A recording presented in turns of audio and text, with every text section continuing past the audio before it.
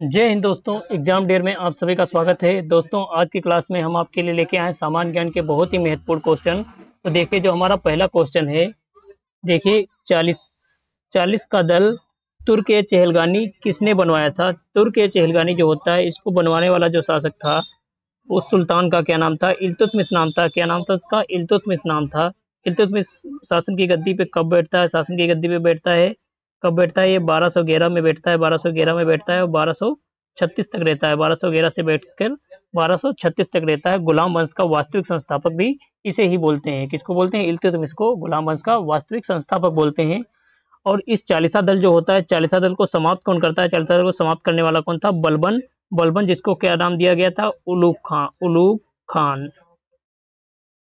उलूग खान क्या बोलते हैं इसको? उलूग खान। अगला क्वेश्चन देखिए, अगला क्वेश्चन देखिए क्या है हमारा। किस शासक ने टोकन मुद्रा जारी किया था? टोकन मुद्रा थी जो कि तांबे की मुद्रा थी। इसको जारी करने वाला जो शासक था उसका नाम है मोहम्मद बिन तुगलक। मोहम्मद बिन तुगलक ये क्या करता है? एक तांबे की मुद्रा जारी करता है। और इसके शासनकाल में होता क्या है, फिर जितने भी व्यापारी लोग होते हैं वो भी तांबे की मुद्रा सेम वैसे ही छाप देते हैं और इस प्रकार से इसको बहुत घाटा लगता है। अंततः इसको उस मुद्रा को बंद करवाना पड़ता है। अगला क्वेश्चन देखिए,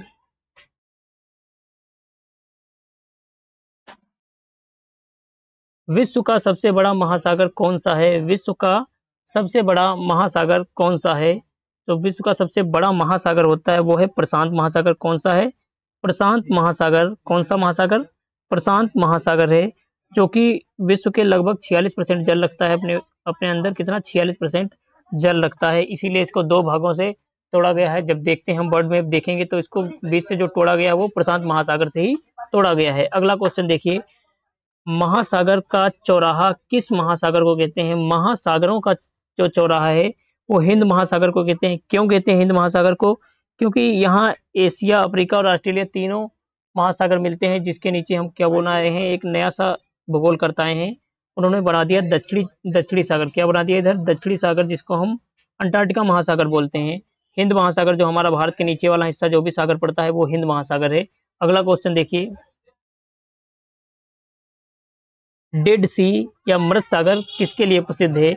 डेड सी, ये भी क्वेश्चन आया हुआ है कि डेड सी किस सागर को कहते हैं। तो डेड सी किसको कहते हैं? मृत सागर को कहते हैं। हमसे पूछ क्या रहा है किसके लिए प्रसिद्ध है? तो ये खारा है। कैसा है? खारा है। कैसा है? खारा सागर है। और इसकी लवणता कितनी? इसकी लवणता लगभग 34% है। कितनी लवणता है? 34% है। अगला क्वेश्चन देखिए, सागर के फेफड़े किसे कहा जाता है? सागर के फेफड़े कहा जाता है शैवालों को। किसको कहा जाता है? शैवालों को सागर का फेफड़ा कहते हैं। शैवालों को क्या कहते हैं? सागर का फेफड़ा कहते हैं, क्योंकि ये सबसे ज्यादा ऑक्सीजन का उत्पादन करते हैं। किसका उत्पादन करते हैं? सबसे ज्यादा ऑक्सीजन का। सबसे ज्यादा किसका उत्पादन करते हैं? ऑक्सीजन का। अगला क्वेश्चन देखिए, ब्लैक सी किस महाद्वीप से जुड़ा है? ब्लैक सी मतलब काला सागर। काला सागर यूरोप में पड़ता है। किस में पड़ता है? यूरोप में पड़ता है। और ये यूरोप और एशिया की सीमा बनाता है। यूरोप महाद्वीप का जुड़ा हुआ है और यूरोप और एशिया की सीमा बनाता है। अगला क्वेश्चन देखिए, मरियाना ट्रेंच कहाँ स्थित है? मरियाना ट्रेंच कहाँ स्थित है? प्रशांत महासागर में। कहाँ है? प्रशांत महासागर है। और मरियाना ट्रेंच जो होती है ये विश्व की सबसे गहरी खाड़ी है। विश्व की क्या है? सबसे गहरा स्थान है। क्या है? सबसे गहरा स्थान है। कितनी गहराई इसकी? 11,034 किलोमीटर। समुद्र के अंदर सबसे गहरा स्थान है, 11,034 किलोमीटर जिसकी गहराई है। अगला क्वेश्चन देखिए, सुनामी का मुख्य कारण क्या है? सुनामी का जो मुख्य कारण होता है वो क्या होता है? समुद्र के अंदर भूकंप का आना। समुद्र के अंदर भूकंप का आना या भूस्खलन का आना इसका मुख्य कारण होता है। सुनामी आने के लिए भूकंप आना जरूरी होता है, क्योंकि जब तक भूकंप नहीं आएगा तब तक ये सुनामी नहीं आ सकती है। अगला क्वेश्चन देखिए, किस संशोधन द्वारा दिल्ली को राष्ट्रीय राजधानी क्षेत्र एनसीटी का दर्जा दिया गया था? राष्ट्रीय राजधानी क्षेत्र का दर्जा दिया जाता है। इसके लिए 69वां संविधान संशोधन होता है। कौन सा संशोधन होता है? 69वां संविधान संशोधन होता है 1991 में। कब होता है? 1991 में। अगला क्वेश्चन देखिए, मूल संरचना सिद्धांत किस मामले में स्थापित हुआ? मूल संरचना सिद्धांत केशवानंद भारती के मामले में स्थापित होता है। ये कब होता है? 1973 में होता है केशवानंद भारती, 1973 में। अभी तक की सबसे बड़ी पीठ है, अभी तक की सबसे बड़ी पीठ है, जिसमें टोटल कितने जज बैठे थे? 13 जज बैठे थे। कितने जज बैठे थे? 13 जज बैठे थे। अगला क्वेश्चन देखिए, किस संशोधन द्वारा आपातकाल की घोषणा के लिए आंतरिक अशांति को हटाकर सशस्त्र विद्रोह को जोड़ दिया गया? सशस्त्र विद्रोह को जोड़ा गया था किस संशोधन के तहत? 44वां संविधान संशोधन होता है। कब होता है? 1978 मोरारजी देसाई की सरकार के दौरान। और ये जो 44वां संविधान संशोधन हुआ था, इसका मुख्य कारण यही था कि 42वां संविधान संशोधन जो इंदिरा गांधी ने गलतियां की थी उनको सुधारने के लिए ही ये लाया गया था। अगला क्वेश्चन देखिए, किस संशोधन से पंचायत व नगर पालिका को संवैधानिक दर्जा दिया गया है? पंचायत को जो संवैधानिक दर्जा दिया जाता है उसके लिए 73वां संविधान संशोधन होता है, और नगर पालिका के लिए 74वां संविधान संशोधन होता है। तो कब होते हैं दोनों संशोधन? ये दोनों संशोधन होते हैं 1992 में। 73वां होता है ग्राम पंचायत के लिए और 74वां नगर पंचायत के लिए। और इनके लिए अनुसूची भी मिली है, अलग अलग से अनुसूची मिली है। जो पंचायत क्षेत्र होता है ग्राम पंचायत, उसके लिए 11वीं अनुसूची, और नगर पालिका के लिए 12वीं अनुसूची। नगर पालिका के लिए कौन सी? 12वीं अनुसूची। तो ये भी ध्यान रखना, ये भी पूछे हुए क्वेश्चन है कि 12वीं अनुसूची में किसकी चर्चा है, तो आप बता सकते हो किसकी चर्चा है? नगर पालिका की चर्चा है। अगला क्वेश्चन देखिए, गल्फ स्ट्रीम क्या है? गल्फ स्ट्रीम क्या है? गल्फ स्ट्रीम जो होती है ये एक गर्म महासागरीय धारा है। कैसी धारा है? गर्म महासागरीय धारा है, जो कि कहाँ की है? अटलांटिक महासागर की। अटलांटिक महासागर की गर्म धारा है। ऑप्शन ए आपका करेक्ट आंसर हो जाएगा। ऑप्शन ए आपका करेक्ट आंसर हो जाएगा। अगला क्वेश्चन देखिए, कैरेबियन सागर कहाँ स्थित है? कैरेबियन सागर कहाँ स्थित है? कैरेबियन जो सागर होता है ये आपका अटलांटिक महासागर का हिस्सा है। अटलांटिक महासागर का हिस्सा है, जिसमें कौन कौन से सागर आते हैं?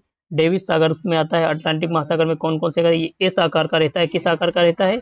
एस आकार का रहता है। इसमें आता है कौन सा? डेविस सागर आता है, लेब्राडोर सागर आता है, सार्गेसो सागर आता है, और आपका ये कैरेबियन सागर आता है। मेक्सिको की खाड़ी आती है। मेक्सिको की खाड़ी इधर से यूरोप के क्षेत्र में कौन सा? नॉर्वेजियन सागर, उत्तर सागर, बाल्टिक सागर, और कौन सा? आयरिश सागर, इंग्लिश चैनल, बिस्के की खाड़ी, भूमध्य सागर, आरापुरा सागर, एड्रियाटिक सागर, इजियन सागर, मरमरा सागर, एजोब सागर। इतने सागर आते हैं इसके अंदर। किसके अंदर? अटलांटिक महासागर के अंदर। अगला क्वेश्चन देखिए, रेड सी का लाल रंग किस कारण दिखाई देता है? रेड सी का लाल रंग किस कारण दिखाई देता है?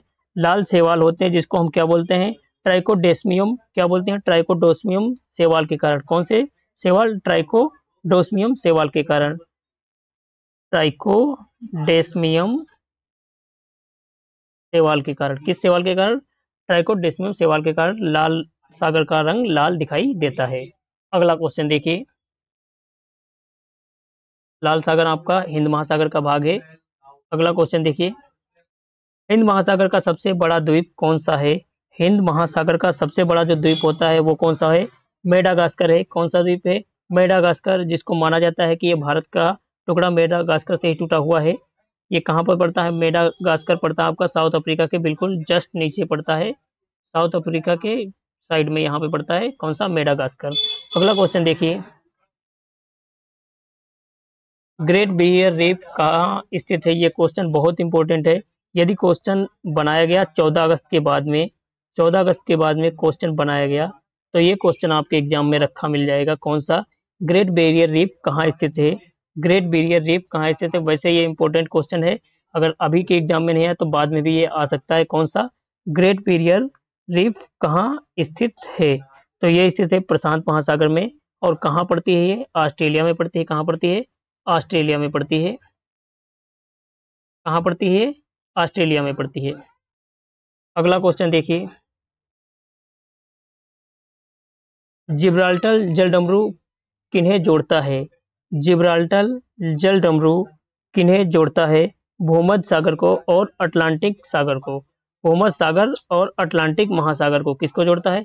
अटलांटिक महासागर जो होता है आपका, मैंने बताया एस के आकार का होता है, और भूमध्य सागर जो होता है ये आपका यूरोप और साउथ अफ्रीका के बीच में दबा हुआ क्षेत्र है, जिसको हम क्या बोलते हैं? जिसको हम बोलते हैं क्योंकि भूमि के मध्य में, इसीलिए भूमध्य सागर। और एक साइड में क्या रहता है, ये अटलांटिक महासागर, क्योंकि ये भी महासागर का ही हिस्सा होता है, जो जिन्हें हम सीमांत सागर कहते हैं। सीमांत सागर कौन सा आपका पड़ गया, भूमध्य सागर। और इनके बीच में जिब्राल्टर जलडमरू है। जिब्राल्टर जलडमरू जो होता है ये यूरोप, ये भी क्वेश्चन आया हुआ है, यूरोप और अफ्रीका को अलग करने वाला, यूरोप और अफ्रीका को अलग करने वाला जोड़ने वाली जो जल संधि होती है वो कौन सी है, जिब्राल्टर जल संधि है।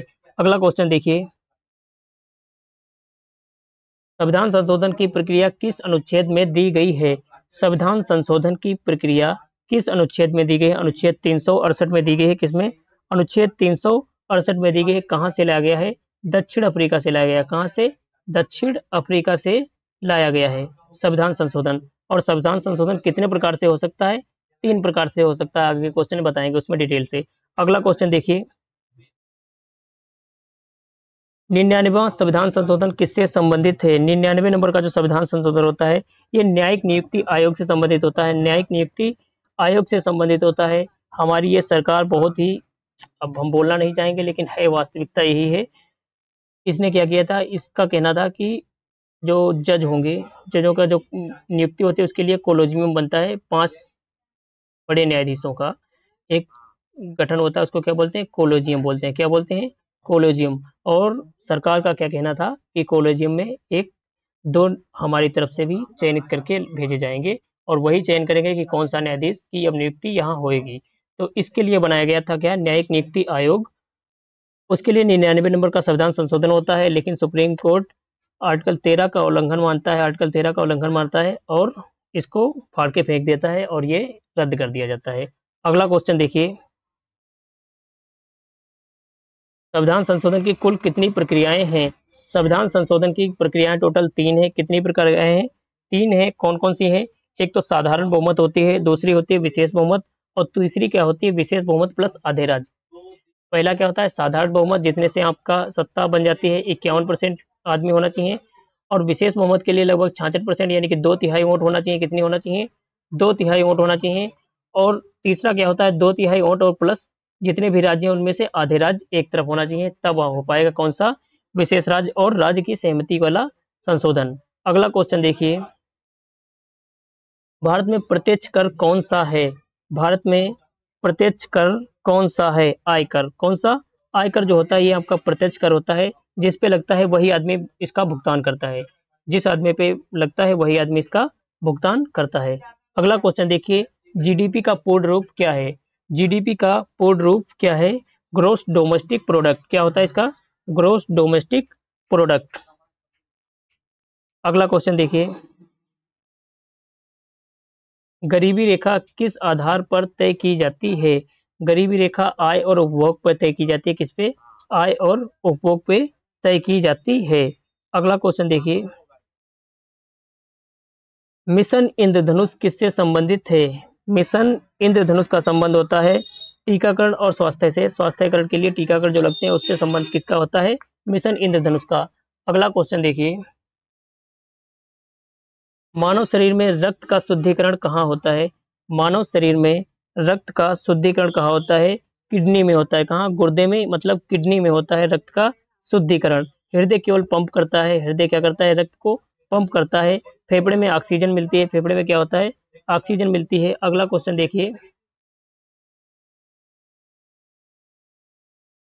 लाल रक्त कणिकाएं का जीवन काल कितना होता है। लाल रक्त कणिकाओं का जीवन काल कितना होता है, 120 दिन। कितना होता है, 120 दिन।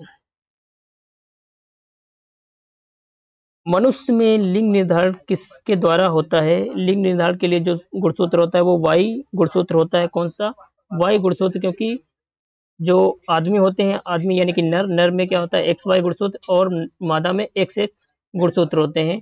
तो वाई गुणसूत्र ही क्या निर्धारण करता है, लिंग का निर्धारण करता है। अगला क्वेश्चन देखिए, मनुष्य में रक्त संचार की खोज किसने की थी। रक्त संचार की खोज जिसने की थी उनका नाम क्या था, विलियम हार्वे। क्या नाम था इनका, विलियम हार्वे।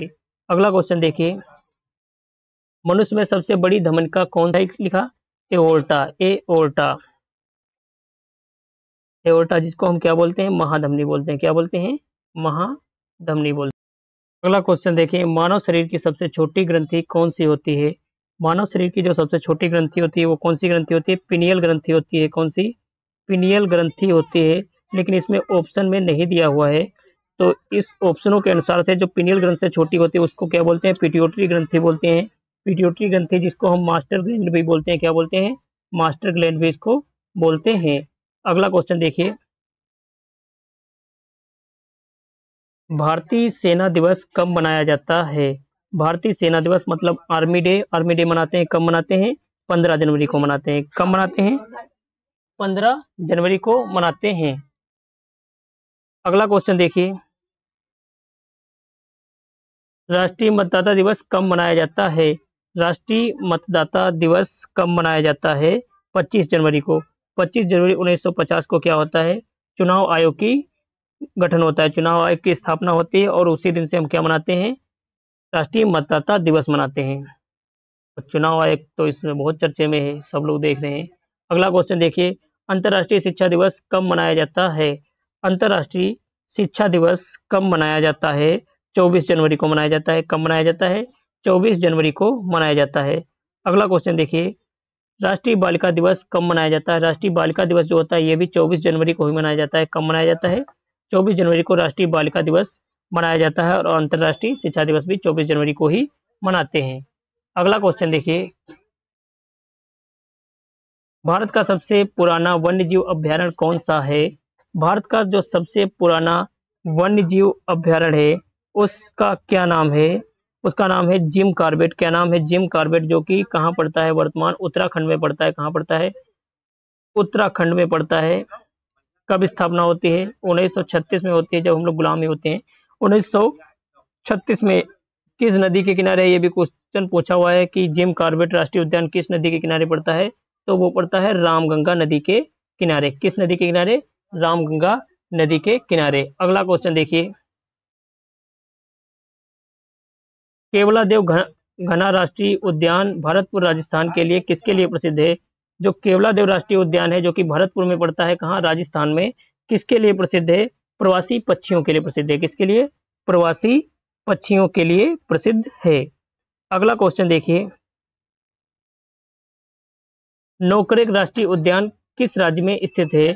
नोकरेक राष्ट्रीय उद्यान मेघालय राज्य में स्थित है। नोकरेक राष्ट्रीय उद्यान कहाँ है? मेघालय राज्य में स्थित है और नोकरेक पहाड़ी भी वहीं पड़ती है। अगला क्वेश्चन देखिए, भारत का सबसे बड़ा राष्ट्रीय उद्यान कौन सा है? भारत का सबसे बड़ा राष्ट्रीय उद्यान कौन सा है? तो वो है हेमिस। हेमिस कहाँ पड़ता है आपका? लद्दाख में पड़ता है। कहाँ पड़ता है? लद्दाख में पड़ता है और हिम तेंदुआ के लिए प्रसिद्ध है। किसके लिए प्रसिद्ध है? हिम तेंदुए के लिए प्रसिद्ध है। अगला क्वेश्चन देखिए, नंदा देवी राष्ट्रीय उद्यान कहाँ स्थित है? नंदा देवी राष्ट्रीय उद्यान कहाँ स्थित है? उत्तराखंड में पड़ता है। नंदा देवी राजाजी जिम कॉर्बेट उत्तराखंड में कहाँ पड़ता है? उत्तराखंड में। राजाजी राष्ट्रीय उद्यान किस राज्य में स्थित है? राजाजी राष्ट्रीय उद्यान हमने अभी आपको बता दिया कहाँ पड़ता है? उत्तराखंड में पड़ता है। कहाँ पड़ता है?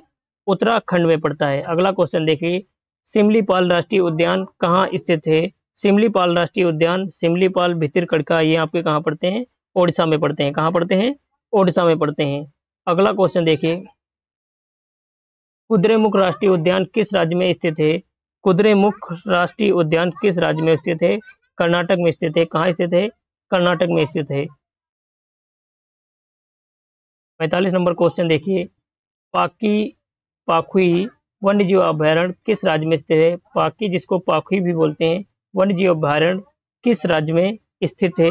ये स्थित है अरुणाचल प्रदेश में। कहाँ है? अरुणाचल प्रदेश में। अगला क्वेश्चन देखिए, किस नदी को बिहार का शोक कहा जाता है? किस नदी को बिहार का शोक कहा जाता है? क्योंकि कोसी नदी जो होती है ये बार बार बाढ़ लेके आती है। कहाँ? बिहार में बाढ़ लेके आती है। कोसी नदी नेपाल से निकलती है और बिहार में बाढ़ लाती है, इसीलिए इसको क्या बोलते हैं? बिहार का शोक बोलते हैं। बिहार का शोक बोलते हैं। बिहार से क्वेश्चन आने की संभावना ज़्यादा है क्योंकि इसमें बिहार में इलेक्शन है तो चर्चा में ज़्यादा है, ध्यान रखना उसको। दामोदर नदी को किस नाम से जाना जाता है? दामोदर नदी को किस नाम से जाना जाता है? बंगाल का शोक। दामोदर नदी को क्या बोलते हैं? बंगाल का शोक। और कोसी नदी को क्या बोलते हैं? बिहार का शोक। तो ऐसे भी क्वेश्चन आते हैं। क्वेश्चन टिक गलत कर दिया, बंगाल का शोक है, क्या है, बंगाल का शोक है, हमने टिक क्या कर दिया, बिहार का शोक, लेकिन है क्या, बंगाल का शोक। दामोदर नदी किसको कहते हैं, बंगाल के शोक को। अगला क्वेश्चन देखिए, भारत का शास्त्रीय नृत्य भरतनाट्यम किस राज्य के लिए है। भरतनाट्यम है जो कि आपका सबसे प्राचीन नृत्य है, सबसे प्राचीन नृत्य है, और कहाँ होता है, तमिलनाडु में। कहाँ होता है, तमिलनाडु में। तो ऑप्शन सी आपका करेक्ट आंसर हो जाएगा। अगला क्वेश्चन देखिए, गरबा नृत्य किस राज्य का है। गरबा नृत्य कहाँ किया जाता है, गुजरात में किया जाता है। कहाँ किया जाता है, गुजरात में किया जाता है। अगला क्वेश्चन देखिए, गुमराह एवं बिहू किस राज्य के लिए लोक नृत्य हैं। बिहू जो आपका है ये बहुत इंपॉर्टेंट है, इसको ध्यान रखना। गुमराह और बिहू, खास करके बिहू को ध्यान रखना, कहाँ के हैं ये नृत्य, लोक नृत्य हैं, असम के। कहाँ के हैं, असम के लोक नृत्य हैं। चलिए आज के लास्ट क्वेश्चन पे आते हैं, कालबेलिया नृत्य किस राज्य से जुड़ा हुआ है। कालबेलिया नृत्य किस राज्य से जुड़ा हुआ है, राजस्थान से। कहाँ से जुड़ा हुआ है, राजस्थान से, मतलब राजस्थान के अंदर कौन सा नृत्य होता है, कालबेलिया नृत्य होता है। अब तो दोस्तों वीडियो अच्छी लगी हो तो लाइक कीजिएगा और कमेंट भी कर दिया करो भाई, कभी कभी हम भी बहुत मेहनत करते हैं आपके लिए। मिलेंगे कल की क्लास में, धन्यवाद।